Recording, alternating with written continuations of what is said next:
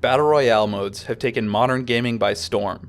Scrambling for starting weapons and fighting your way through groups just like yours to achieve hard-fought victory has proven to be an addictive and successful formula for all types of franchises, from Call of Duty's Warzone to Fortnite and Apex Legends.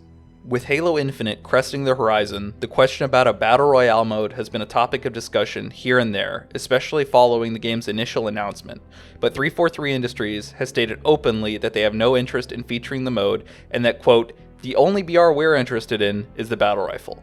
It's undeniable that these modes are something that a huge number of players crave in today's atmosphere and has been the topic of much discussion in the community regarding the upcoming installment at the end of the year. My name is Ben, aka Tapwort, and with multiplayer announcements expected soon, today's video is going to consider what Battle Royale mode in Halo Infinite could look like.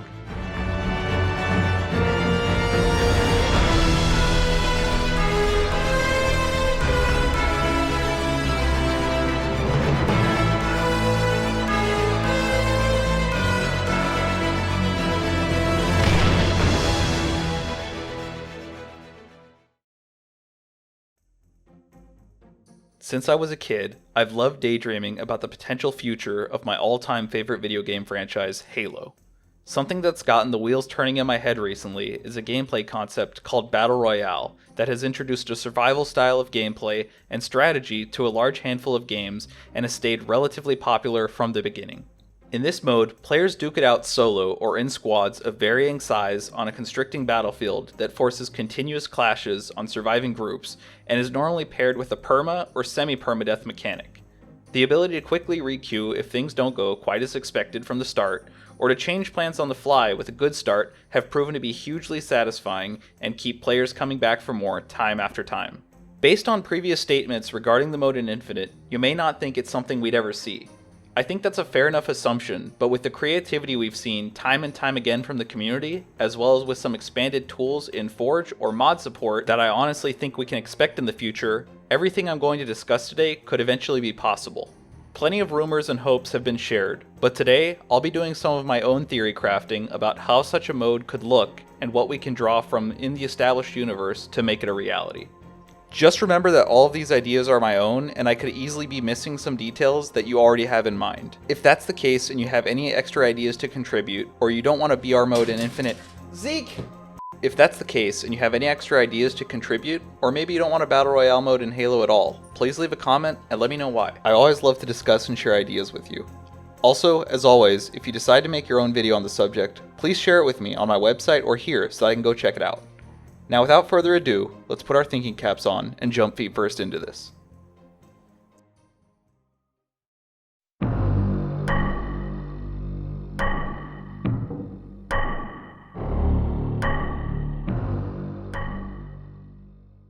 The opening phase in most Battle Royale modes is often referred to as the drop phase. It generally features a map overview with an aircraft that follows a straight path which players can drop outward from. Naturally, this is the type of system I would expect Halo Infinite to adopt, with a cruiser being the aircraft releasing drop pods as the insertion method for teams or individuals. We've already seen the pods and their deployment well established by the ODSTs and across all kinds of other Halo media. I think that this would be the most obvious choice because it requires zero changes to any of the pre-existing functions or roles of the vehicles. Also worth considering is the Apex Legends approach that would feature a free fall like in Halo 5's opening. But personally, I want to ride the drop pods, and I also think that 343 would like to distance itself from Halo 5, so that's what I'm going to be imagining. Now, picking a zone to land in is a balance of risk versus reward. Dropping in areas with more dense loot results in a better chance of getting off on the right foot, but also means competition from squads that have the same idea as you. Dropping into a bombed or shot down setting similar to the UNSC's Crow's Nest or a Covenant battle cruiser, like the undiminished Enteleki, where an armory or brig could be contested for their high tier weapons and surrounding vehicles, could be an amazing starting area to entice survivors who would likely be wielding weapons such as SMGs or maybe even melee, due to lack of ammunition that can be picked up in the field. Loot around these bases could consist of lower tier weapons such as assault or plasma rifles, and vehicles such as the Mongoose being offered to allow teams the ability to rapidly deploy into the outskirts of the play area on a hunt for fresh loot. Some honorable mentions regarding weapons would be SMGs, buffed versions of the Magnum such as Halo 3's, and maybe other weapons like the Brute Spiker. These settings and armament would allow for more consistent action due to bringing weapons in play early and across a wider area so that a conflict is guaranteed even in cases where loot drops aren't favoring everyone off the bat. A quick note regarding other landmarks that we could see is that forerunner structures, caves, natural formations, or disabled vehicles such as a Pelican crash site could be fantastic locations to visit and explore if you catch a break from the action. Now, with starting phases covered, there's just one important question. Where are we dropping? That leads us to the main settings for my Battle Royale dream.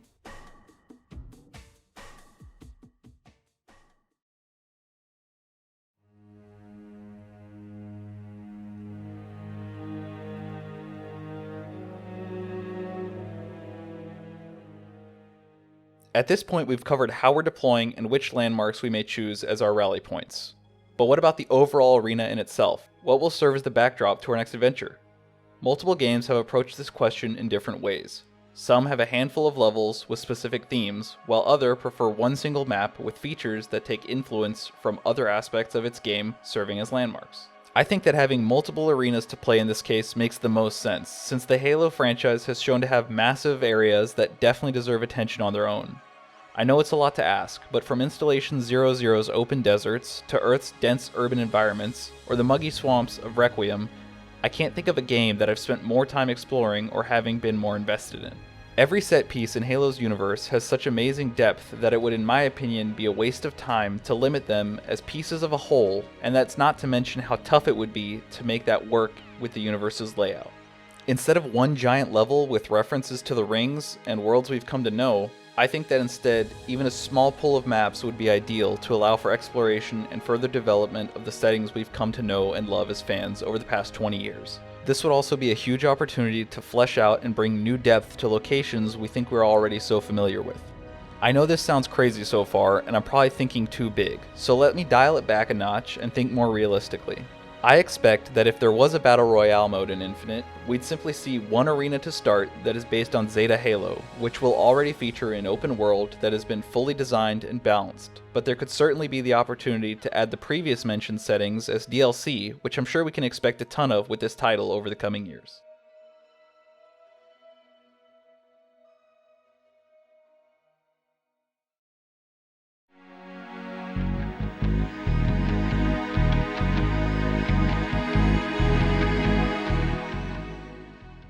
Still with me? Good. Now that we've covered the basics, let's consider some of the smaller spices I've come to know from other games in the genre, and some of my favorites that could be included in the wish list. I'm going to continue to focus on adaptations to current systems that could be made in order to preserve the plausibility, but certain concepts might be brand new. I will continue to make sure that they fit the universe and are simple enough changes that wouldn't rely on any brand new mechanics or rules to the franchise. Ultimately, if nothing else, I'd like this video to be something that someone who's great at Forge or modding the game could make or at least draw a reference from. A collection of wacky theories from someone with an understanding, but ultimately no concept of how difficult some of these ideas could really be to implement. With that said, let's continue looking at some of the smaller items on my list before we wrap this up. The first thing on my list is drops. Once the initial starting scramble has calmed and teams start to feel settled in, another thing that a lot of modern Battle Royale modes use is a loot drop system. I believe Infinite could certainly use a similar system in which higher tier loot or upgrades become available in marked areas that serve to draw out teams looking for a competitive edge. They are golden opportunities to set up an ambush given the appeal of such enticing loot and can quickly change the tide of a match. These drops could be delivered in ordnance pods that contain power weapons such as a targeting laser or utilities such as jetpacks or bubble shields. Optionally, armed warthogs could also be dropped to allow for a more secure mode of transport through the arena compared to the unarmed starting vehicles that survivors will initially have at their disposal.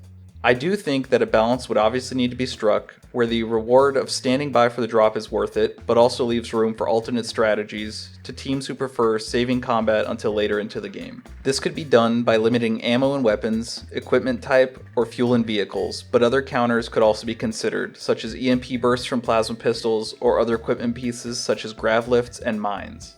On that note, another thing to consider is if smaller drops that create conflict for maybe 2 or 3 teams around the map play better than larger ones that would have higher rewards but are more hazardous to claim. In either case, this is something that can easily be achieved with community playtesting or even internal testing by 343's hypothetical BR team.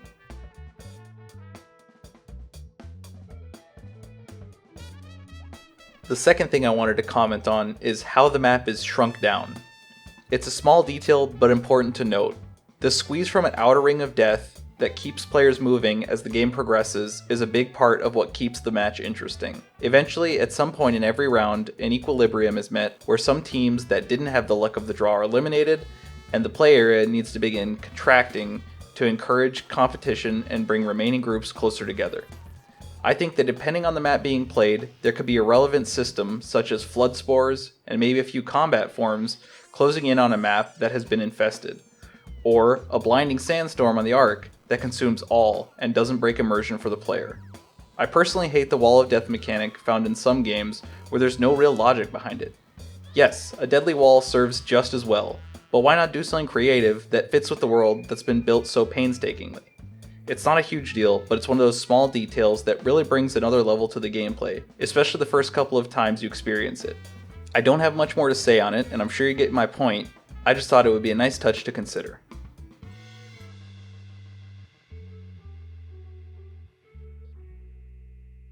The last thing I'm going to mention is a store. Call of Duty Warzone, my current favorite Battle Royale mode, features shops throughout the map where players can buy respawns for dead teammates, upgrades, or kill streaks using cash found scattered around the field or from slain foes. Personally, I think it's a great system, and thanks to Halo 5 we have rec points that could be earned in the round similar to campaign scoring, which unlocks points for killing enemies and destroying vehicles.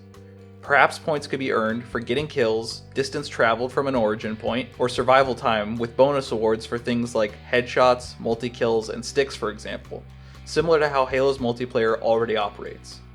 The store could offer respawns and armor upgrades, as well as ordnance drops like in Halo 4. Special weapons like we saw in Halo 5's Warzone might also make a comeback to add some variation and extra value to exclusive store items. And so, there you have it. What do you think? Will Halo Infinite feature a Battle Royale mode, or not? If you think yes, what features mentioned in this video do you expect could be implemented? If not, do you think that Forge or modding tools might become available so that fans could build their own version of a Battle Royale? As much as I would love to see it, I personally don't think I expect to see it in the game, at least not at launch, for a couple of reasons. First, with the delay we've already seen and the handful of announcements that fans have been upset about, it would be too easy for players to point at a BR mode for being partially to blame for any shortcomings once the game launches, whether it's true or not. I also think that we can expect to see a big bump in Forge mode's tools considering how powerful Halo 5's was, and also the availability of a moddable version of the Master Chief Collection on PC, which shows 343's openness to supporting Halo's passionate creatives. Giving builders and modders more freedom also helps offload some of the work that the studio normally needs to do for themselves and frees them up to focus on supporting Halo Infinite with new content, patches, and other services that help keep the community growing. So it's a double-edged sword.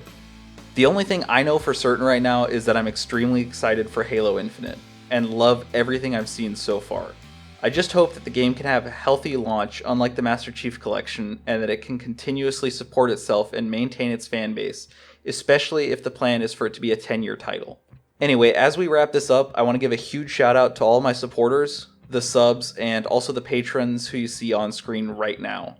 I also want to give a big personal shout out to Royish Charm for the support on Twitch, as well as on here too. For anyone, and I guess everyone who doesn't know, he is my brother, and he's a huge reason why I make these videos, and he's always pushing me to improve them and make some interesting content. In case you'd like to show some love, hit subscribe and ring the bell to be notified whenever I upload more Halo content like this. Leave a comment to let me know what you think and what you'd like to see in the future. And also, please check out my website linked down in the description if you'd like to see more info about myself or my gear. Otherwise, thank you for watching, and I hope to see you next week. Peace.